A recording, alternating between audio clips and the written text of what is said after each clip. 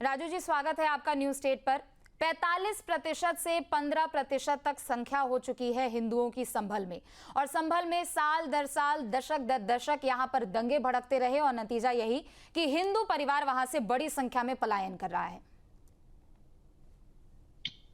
ये बहुत गंभीर विषय है। ये सोचनीय विषय है उन लोगों के लिए कि जो राजनीतिक दल से जुड़कर और बीजेपी, सपा, बसपा, कांग्रेस करने वाले लोग हैं, उनके मुंह पे एक करारा तमाचा है जो हर एक एंगल, हर एक मामले बीजेपी से जोड़ देते हैं, सपा से जोड़ देते हैं, बसपा से जोड़ देते हैं। हाँ। विषय गंभीर है। विषय गंभीर ये है कि ठीक है, आज सपा कर लीजिए, बसपा कर लीजिए, बीजेपी कर लीजिए, कांग्रेस कर लीजिए, ये सारे सपा, बसपा, कांग्रेस, बीजेपी तभी तक है जब तक हिंदू बहुसंख्यक है। जिस दिन हिंदू अल्पसंख्यक हो जाएगा, उस दिन बांग्लादेश हो जाएगा, पाकिस्तान हो जाएगा। आपके सामने में प्रत्यक्ष उदाहरण है। 70-78 वर्ष पहले पाकिस्तान हिंदुस्तान में था। धर्म के आधार पे लोगों ने उसको बांट दिया कि हम आपके साथ नहीं रह सकते।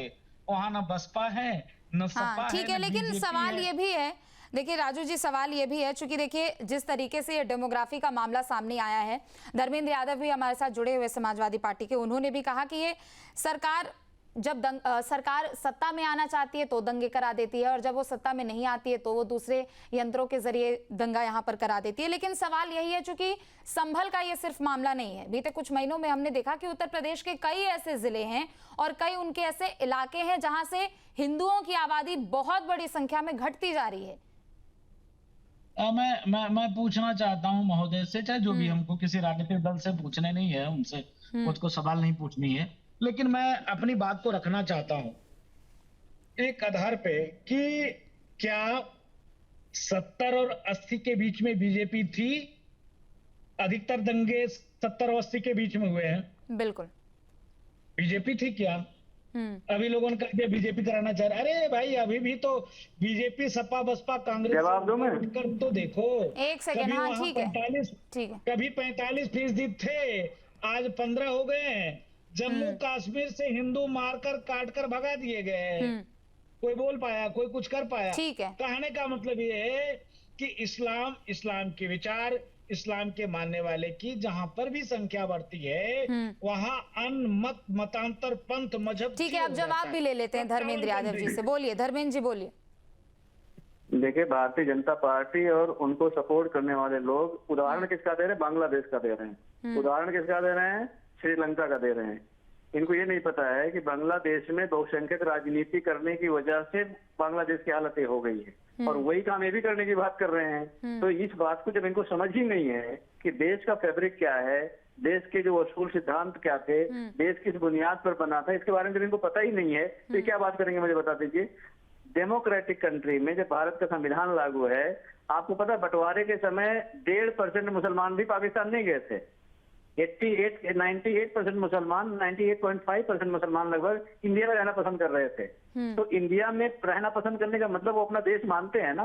तो अगर वो अपना देश मानते हैं, 98.5% लोग मुसलमान अपना देश मानते हैं, तो देश की इकोनॉमी में भी तो आप बताइए कि मुस्लिम्स का क्या योगदान है, देश की स्वतंत्रता में क्या योगदान है, वो भी बताओगे ना।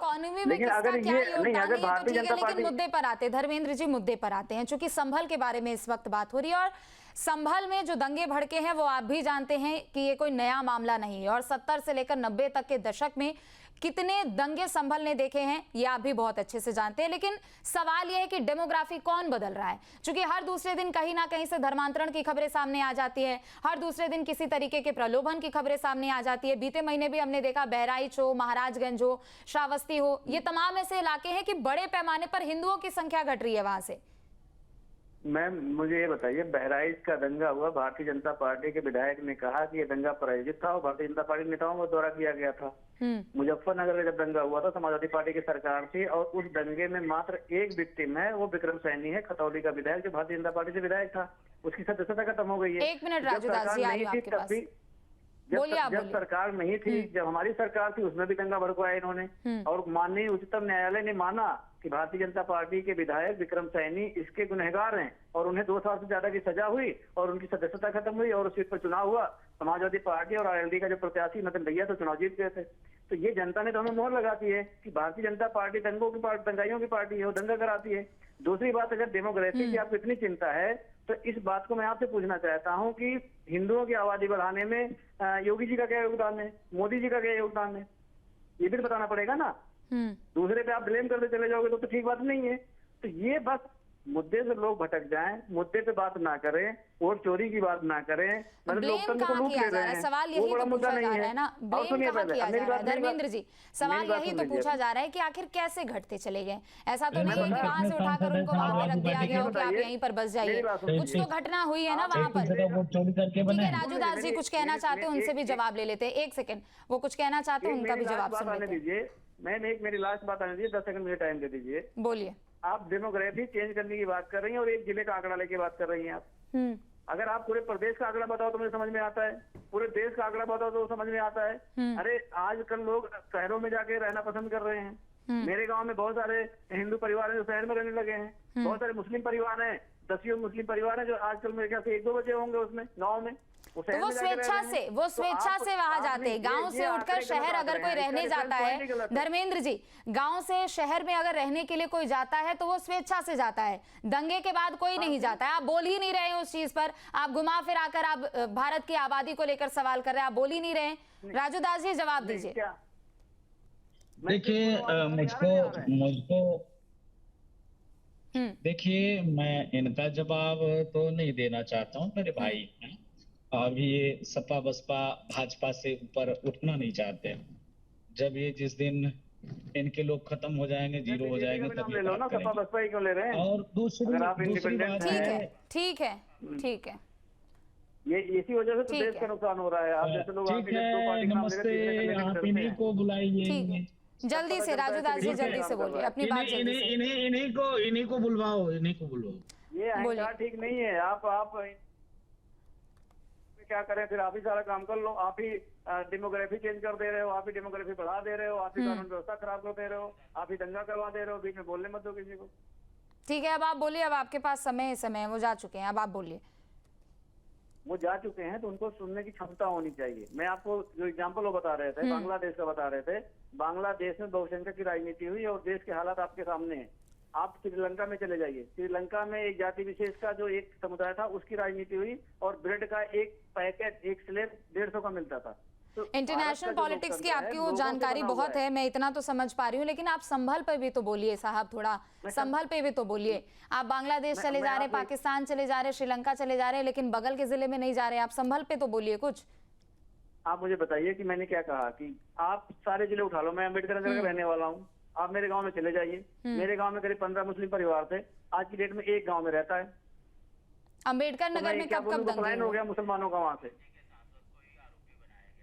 मैं गांव का नाम बता दूं, वहां सिंपल जाके पता कर लीजिए आप।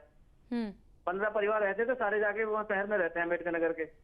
तो दंगे भड़के क्या अम्बेडकर नगर में? दंगे भड़के क्या अम्बेडकर नगर में? लेकिन ठीक है, चलिए ठीक है। लेकिन दूसरी तरफ संभल का ये जो पूरा मामला है, आपको भी पता है कि सर्वे के बाद से कैसे वहां पर हिंसा भड़की थी और एक के बाद एक तमाम आरोपियों को उसमें शामिल किया गया था। और नंबर 1 आरोपी तो आप ही के पार्टी के सांसद है, जियाउर रहमान। ऐसा है कि आपके बोलने से कोई नंबर 1 नहीं हो जाता है। अरे पुलिस रिपोर्ट में है, पुलिस रिपोर्ट में है, बोलने से नहीं है। पुलिस में तो आपके खिलाफ एफआईआर, उत्तर प्रदेश की पुलिस एफआईआर, नंबर 1 आरोपी उनको बनाया गया है, नंबर 1 आरोपी बनाया गया है। आपके मस्जिद के सदर कहते हैं जफर अली की उनको बताया गया था कि यहाँ पर सर्वे होने नहीं देना है। देखिए ऐसा है, अब आप सर्वे की बात पे जा रही हैं तो उससे हम लोगों ने बहुत सारे डिबेट किए हैं, शायद आपके चैनल पर किया गया होगा। जिस दिन सर्वे टीम गई थी, पूरी समाजवादी पार्टी ने उसको कोऑपरेट किया था और सर्वे पूरा हो गया था।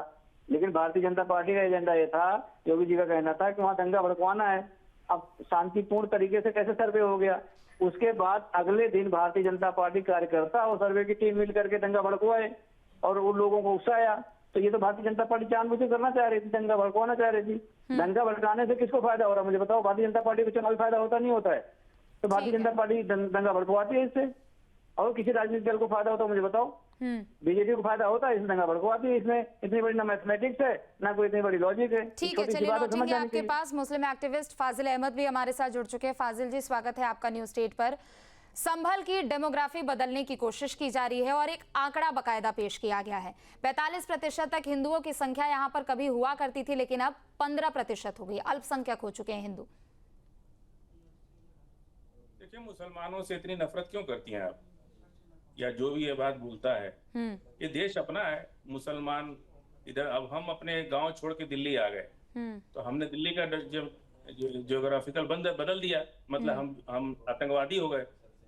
ऐसे ही हर कोई अपनी सुविधा के हिसाब से इधर उधर होता रहता है, इसमें कोई बड़ी बात नहीं है।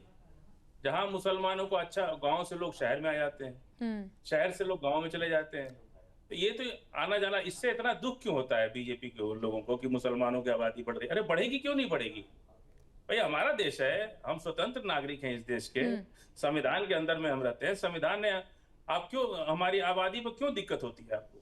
सवाल इस बात का है कि आबादी से क्या लेना देना आपको? हम अपना खाते हैं, अपने खेत में काम करते हैं, अपनी उपज पैदा करते हैं और देश को टैक्स देते हैं।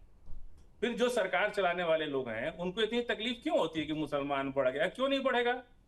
आपको इतनी नफरत है मुसलमानों से, तो आप क्या देश में मुसलमानों को रहने नहीं देंगे? आप कैसे अखंड भारत बनाएंगे?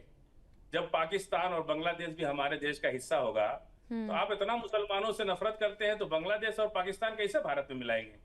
इसीलिए तो युद्ध बंद कर दिया इन लोगों ने, इसीलिए सीज फायर कर लिया कि मुसलमानों की आबादी बढ़ जाएगी। अगर थाली में सजा के भी पाकिस्तान भारत को देगा ना अपने आप को, ठीक है, एक छोटा सा सवाल और है, एक छोटा सा सवाल और है। सुब्रत पाठक भी हमारे साथ जुड़े थे, बीजेपी नेता, वो कह रहे थे कि गजवाए हिंद की हसरत है आप लोगों की। जल्दी से इस पे संक्षेप में थोड़ा जवाब दे दीजिए। ये उनका अपना विचारधारा है, न भगवाए हिंद न गजवाए हिंद। ये देश है अम्बेडकर हिंद, ये देश अम्बेडकर हिंद का है, अम्बेडकर हिंद से ही चलेगा और अम्बेडकर हिंद ही रहेगा। जहाँ भक्ति है हर शब्द में, कथाओं में छुपे हैं दिव्य रहस्य और ज्योतिष देता है जीवन को दिशा। धर्म से जुड़ी हर बातों को जानने के लिए हमारे चैनल स्तुति को सब्सक्राइब करें। चैनल पर जाने के लिए इस लिंक पर क्लिक करें।